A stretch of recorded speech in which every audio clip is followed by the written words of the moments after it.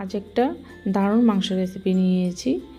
অনেক সিম্পল, অনেক সহজভাবেই বানিয়ে দেখাবো। বিদেব চ্যানেল থেকে সবাইকে স্বাগত জানাই। আর পুরো ভিডিওটা আমার সাথে থাকবেন, আশা করি দেখে ভালো লাগবে। তো প্রথমে মাংস নিয়েছি আমি, ছোটো সাইজের 5টা পেঁয়াজ নিয়েছি। এবার দিয়ে দিচ্ছি রসুন কুচ,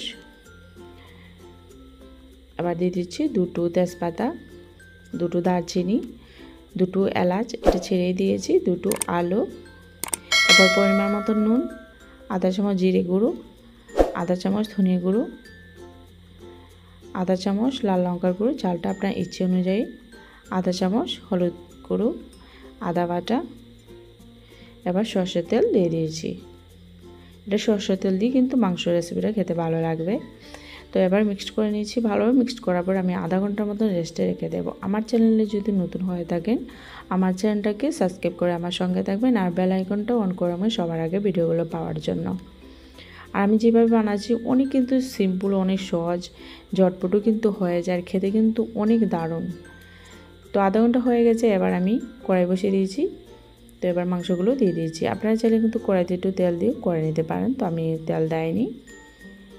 তো নাড়িয়ে নিয়েছি ভালোভাবে।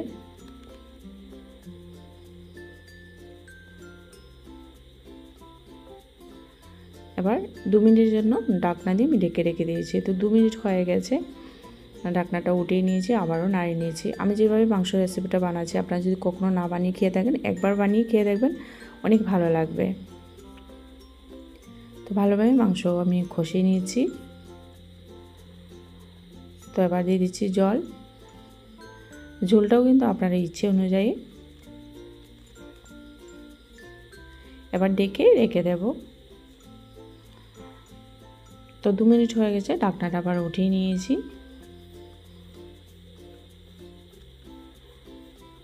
এবার দিয়ে দিচ্ছি ঘি। ঘিটা দেওয়ার পর কিন্তু আরও টেস্টটা অনেক বেড়ে যায়। এটা নাড়িয়ে নিচ্ছি। ভালো যদি লেগে থাকে তো অবশ্যই একটা লাইক করবেন, শেয়ার করবেন, আমার চ্যানেলটাকে সাবস্ক্রাইব করতে ভুলবেন না, আর বন্ধুদের সাথে শেয়ার করে নেবেন। তো হয়ে গেছে, এবার আমি বাটিতে উঠিয়ে নিয়েছি। আবারও বলছি, বানিয়ে খেয়ে দেখবেন, অনেক ভালো লাগবে। আর কালারটাও দেখুন অনেক সুন্দর হয়েছে। কালারটা যেমন সুন্দর হয়েছে, খেতে কিন্তু তার থেকে অনেক ভালো।